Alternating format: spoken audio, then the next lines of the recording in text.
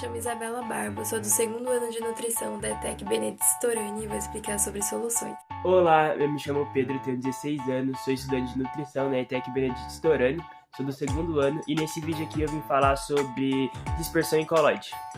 Oi, eu me chamo Gabriel Guedes, tenho 16 anos, curso Nutrição e Dietética pela ETEC Benedito Storani e nesse trabalho sobre efeito Tyndall eu vou explicar o que é solubilidade e suspensão. Oi, meu nome é Gabriel César, eu sou estudante de segundo Nutri da ETEC Benedito Storani e a gente fez um trabalho sobre efeito Tyndall e eu vou explicar sobre o efeito Tyndall. Bom, o efeito Tyndall descreve a dispersão da luz em um meio heterogêneo coloidal. Isto é, a luz ela vai ser espalhada em diferentes direções ao passar por uma matéria composta de pequenas partículas, suspensa em um líquido ou gás. Este efeito pode ser observado em fenômenos naturais como a coloração azul do céu ou a coloração branca das nuvens, quando são iluminadas pelo sol, ou até mesmo em faróis de carros, onde partículas minúsculas de vidro são distribuídas de modo a difundir a luz em um ângulo preciso.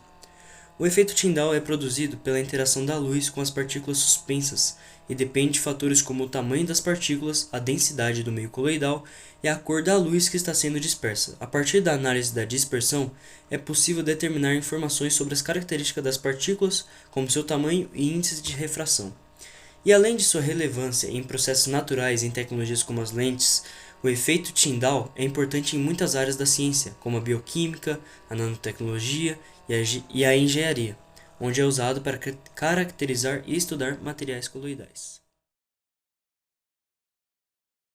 Soluções. Em uma solução, as partículas dispersas são menores que 1 nanômetro, fazendo com que a luz passe através delas de forma homogênea, sem causar o efeito Tyndall. Isto ocorre porque as partículas dispersas em solução são pequenas demais para espalhar a luz que recai sobre elas.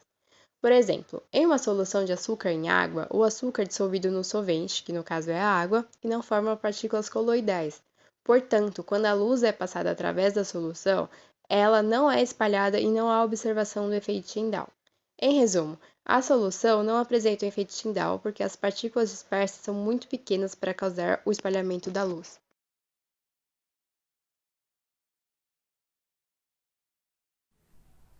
Solubilidade é a propriedade física das substâncias de se dissolverem ou não em um determinado líquido. É solúvel os compostos químicos que se dissolvem em outras substâncias. Tipos de solubilidade: solúveis, pouco solúveis e insolúveis. O copo que contém água e detergente e óleo é solúvel, pois o detergente dissolve o óleo e se mistura com a água. O copo que contém água e detergente é pouco solúvel, pois a extremidade polar do detergente dissolve-se na água e a parte apolar fica fora da água. O copo que contém água e sal é solúvel, mas para cada temperatura ele possui um coeficiente de solubilidade, isto é, uma quantidade máxima de sal que será dissolvida em determinada quantidade de água. O copo que contém água e trigo é pouco solúvel, pois ao adicionar farinha à água e mexer, forma-se uma mistura espessa. Essas propriedades dependerão do tipo da farinha de trigo e a proporção da farinha para a água. Suspensão é um tipo de mistura formada por uma ou mais fases, a fase interna e a externa. A externa geralmente é formada por um líquido ou um semissólido, e a interna é formada por partículas sólidas insolúveis. Dos experimentos feitos, nenhuma contém suspensão, pois para conter suspensão é necessário ter mais de 1000 nanômetros na mistura, e nenhum dos experimentos contém. Bom, agora eu vou falar sobre a dispersão do tipo coloides.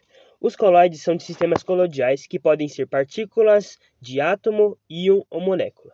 Os coloides são classificados como misturas homogêneas com pelo menos duas fases e são compostas por dispersante e disperso. O primeiro equivale ao solvente de uma solução e o segundo corresponde ao soluto, que possui tamanho médio de 1 nanômetro a 1000 nanômetros, sendo que 1 nanômetro corresponde a 10 elevado a menos 9 metros. No experimento a seguir, que foi no caso a água e o detergente, deu para perceber que houve uma dispersão coloidal pelo movimento browniano, pelo fato que ele é uma das principais características da dispersão coloidal. O que seria esse movimento browniano?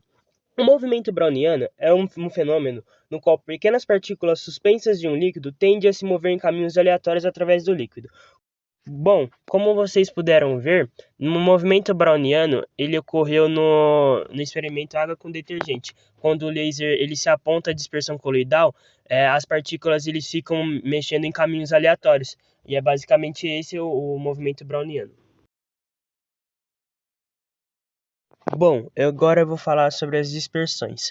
As dispersões, para ocorrer uma dispersão, você precisa de um dispersante e um disperso. O que seria isso? Basicamente, o dispersante é o local onde é o material onde obtém mais quantidade e o disperso é o material que obtém menos quantidade. E daí, quando eles se misturam, formam uma dispersão.